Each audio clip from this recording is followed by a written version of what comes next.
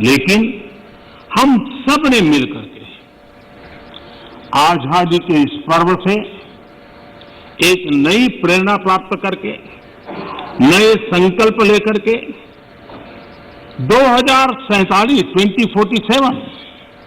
जब देश आजादी के 100 साल मनाएगा, हम उस 100 साल की भारत की आजादी की यात्रा के 25 साल हमारे सामने हैं। उन 25 साल को हम देश को कहां ले जाना है, दुनिया में इस देश की मौजूदगी कहां करनी है, ये संकल्प हर देशवासी के दिल में हो। ये वातावरण बनाने का काम इस परिसर का है, इस पवित्र धरती का है, इस पंचायत का है। आदरणीय अध्यक्ष जी, देश जब आजाद हुए और जो आखिरी ब्रिटिश कमांडर थे वो यहां से जब गए तो आखिर में वो यही कहते रहते थे कि भारत कई देशों का महाद्वीप है, भारत कई देशों का महाद्वीप है और कोई भी इसे एक राष्ट्र कभी नहीं बना पाएगा। ये घोषणाएं हुई थी, लेकिन भारतवासियों ने इस आशंका को तोड़ा। जिनके मन में एक प्रकार के शक थे उसको समाप्त कर दिया और हम हमारी अपनी जिजीविषा, अपनी सांस्कृतिक एकता, हमारी परंपरा आज विश्व के सामने एक राष्ट्र के रूप में खड़े हैं और विश्व के लिए आशा का किरण बनकर के खड़े हुए हैं। ये 75 साल की हमारी यात्रा में हमने पाया। कुछ लोग ये कहते थे कि India was a miracle democracy. ये भ्रम भी हमने तोड़ा है। लोकतंत्र की हमारी रगों में, हमारे सांस में किस प्रकार से बुना हुआ है। हमारी हर सोच, हर पहल, हर प्रयास लोकतंत्र की भावना से भरा हुआ रहता है। इस बात को हमने अनेक चुनाव आए, अनेक सत्ता परिवर्तन आए, बड़ी आसानी से सत्ता परिवर्तन आए और परिवर्तित सत्ता व्यवस्था को भी सबने हृदय से स्वीकार करके आगे बढ़ाया। 75 साल का एक क्रम रहा है और इसलिए लोकतांत्रिक मूल्यों के लिए, और हम विविधताओं से भरे हुए देश हैं। सैकड़ों भाषाएं, हजारों बोलियां, भांति भांति का पहनाव, क्या कुछ नहीं है विविधताओं से भरा हुआ। उसके बावजूद भी हमने एक लक्ष्य, एक राह ये करके दिखाया है। आज जब हम भारत की बात करते हैं तो स्वाभाविक रूप से स्वामी विवेकानंद जी ने जो बात कही थी उसको मैं जरूर स्मरण करना चाहूंगा। विवेकानंद जी ने कहा था, every nation has a message to deliver, every nation has a message to deliver, a mission to fulfil, a destiny to reach. यानी हर राष्ट्र के पास एक संदेश होता है जो उसे पहुंचाना होता है। हर राष्ट्र का एक मिशन होता है जो उसे हासिल करना होता है। हर राष्ट्र के एक नियति होती है जिसको वह प्राप्त होता है। कोरोना के दरमियान भारत ने जिस प्रकार से अपने आप को संभाला और दुनिया को संभालने में मदद की, एक प्रकार से टर्निंग पॉइंट है। जिस भावनाओं को लेकर के, जिस संस्कार को लेकर के वेद से विवेकानंद तक हम पले बढ़े हैं, वो है सर्वे भवन्तु सुखिनः। ये सर्वे भवन्तु सुखिनः, सर्वे सन्तु निरामया, ये कोरोना कालखंड में भारत ने इसको करके दिखाया है और भारत ने एक आत्मनिर्भर भारत के रूप में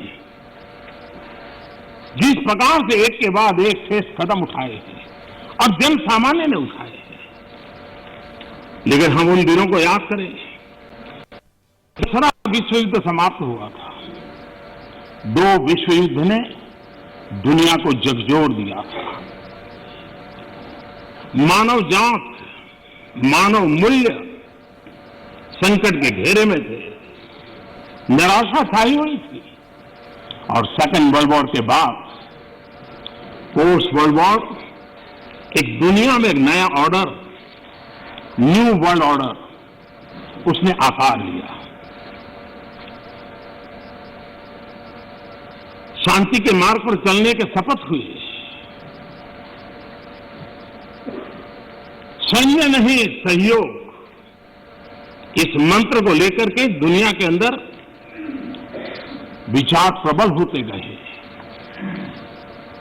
यूएन का निर्माण हुआ, इंस्टीट्यूशंस बनी, भांति भांति के मैकेनिज्म तैयार हुए ताकि विश्व को पोस्ट वर्ल्ड वॉर के बाद एक सुचारू ढंग से शांति की दिशा में ले जाया जाए। लेकिन अनुभव कुछ और निकला। अनुभव यह निकला कि दुनिया में शांति की बात हर कोई करने लगा। पोस्ट वर्ल्ड वॉर शांति की बातों के बीच भी हर कोई जिसकी ताकत थी अपनी सैन्य शक्ति बढ़ाने लगा। वर्ल्ड वॉर के पहले दुनिया के पास जो सैन्य शक्ति थी, यूएन के बाद वो सैन्य शक्ति अनेक गुना बढ़ गई। छोटे मोटे देश भी सैन्य शक्ति की स्पर्धा में आने लग गए। शांति की चर्चा बहुत हुई, लेकिन हकीकत इस बात विश्व को स्वीकार करना होगा कि सैन्य शक्ति की तरफ बड़ी बड़ी ताकतें और पुरजोश चल पड़ी। जितने इनोवेशन हुए, रिसर्च हुए, वो इसी कालखंड में हुए सैन्य शक्ति के लिए। पोस्ट कोरोना भी एक नया वर्ल्ड ऑर्डर नजर आ रहा है। पोस्ट कोरोना के बाद दुनिया में एक नया संबंधों का वातावरण शेप लेगा। हमें तय करना है कि हम वर्ल्ड वॉर के बाद एक मुख्य दर्शक के रूप में बदलती हुई दुनिया को देखते रहे और अपने आप को कहीं एडजस्ट हो सकते तो करने की कोशिश की। हमारे लिए वो कालखंड भी वैसा ही था। लेकिन आज पोस्ट कोरोना जो नया वर्ल्ड ऑर्डर तैयार होगा, और होना ही है, किस रूप का होगा, कैसा होगा, कौन उसको इनिशिएट करेगा, वो तो वक्त बताएगा। लेकिन दुनिया ने जिस प्रकार से संकट को झेला है, दुनिया इस पर सोचने के लिए मजबूर हुई है और होना है। ऐसी स्थिति में भारत विश्व से कट करके नहीं रह सकता।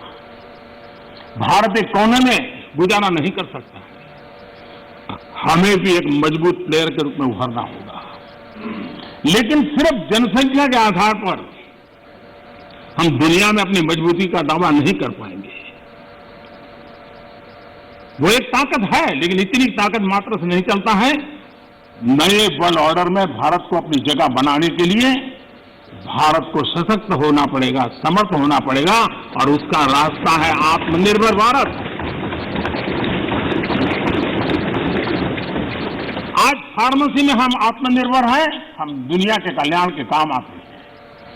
भारत जितना आत्मनिर्भर बनेगा और जिसकी रगों में सर्वे सुखिनः भवन्तु का मंत्र जड़ा हुआ है, वो जितना सामर्थ्यवान होगा, मानव जात के कल्याण के लिए, विश्व के कल्याण के लिए एक बहुत बड़ी भूमिका अदा कर सकेगा। और इसलिए हमारे लिए आवश्यक है कि हम आत्मनिर्भर भारत इस विचार को बल दें, और ये हम मान के चले। ये किसी शासन व्यवस्था का विचार नहीं है, ये किसी राजनेता का विचार नहीं है। आज हिंदुस्तान के हर कोने में vocal for local, vocal for local सुनाई दे रहा है, और लोग हाथ लगाते देखते हैं लोकल। यह आत्मगौरव का भाव आत्मनिर्भर भारत के लिए बहुत काम आ रहा है। और मुझे विश्वास है कि हम सबकी सोच, हमारी नीतियां, हमारे निर्णय भारत को आत्मनिर्भर बनाने के लिए, जो भी आवश्यक बदलाव हो उस बदलाव की ओर होने चाहिए, ये मेरा मत है। इस चर्चा के अंदर करीब करीब सभी माननीय सदस्यों ने कोरोना की चर्चा की है। हमारे लिए संतोष का विषय है, गर्व का विषय है कि कोरोना के कारण कितनी बड़ी मुसीबत आएगी, ये जो दुनिया में अनुमान लगाए गए थे, बहुत बड़े बड़े एक्सपर्ट ने अनुमान लगाए थे। भारत में भी एक भय का वातावरण पैदा करने के लिए बरसों प्रयास भी हुए थे और एक अननोन एनिमी था, तो विश्वास से कोई कुछ नहीं कह सकता था, विश्वास से कुछ कोई कर भी नहीं सकता था। एक ऐसे अननोन एनिमी के खिलाफ लड़ना था और इतना बड़ा देश, इतना थिकली पॉपुलेटेड देश, इतनी कम व्यवस्थाओं वाला देश, दुनिया को शक होना बड़ा स्वाभाविक भी था, क्योंकि विश्व के बड़े बड़े देश कोरोना के सामने घुटने टेक चुके थे। तब भारत कैसे टिक पाएगा? अब भारत एक बार हालत खराब हो गई तो विश्व को कोई नहीं बचा पाएगा, ये समीकरण भी लोग लगा रहे थे। ऐसे में ये 130 करोड़ देशवासियों की डिसिप्लिन, उनका समर्पण, इसने आज हमें बचा के रखा है। क्रेडिट गोज टू 130 करोड़ हिंदुस्तानी, और इसका गौरव गान हमें करना चाहिए। भारत की पहचान बनाने के लिए ये भी एक अवसर है। हम अपने आप को कोसते रह करके कहें दुनिया हमें स्वीकार करे, ये कभी संभव नहीं होता है। हम घर में बैठकर अपनी कमियों के साथ जूझेंगे, कमियों को ठीक करने का प्रयास करेंगे, लेकिन विश्वास के साथ विश्व के सामने जाने का तजुर्बा भी रखेंगे, तब जाकर के दुनिया हमें स्वीकार करे। अगर आप अपने बच्चों को घर में नहीं स्वीकार करते हो, चाहोगे मोहल्ले में बच्चा स्वीकार करे, कोई स्वीकार करे, कोई स्वीकार नहीं करता। दुनिया का नियम है।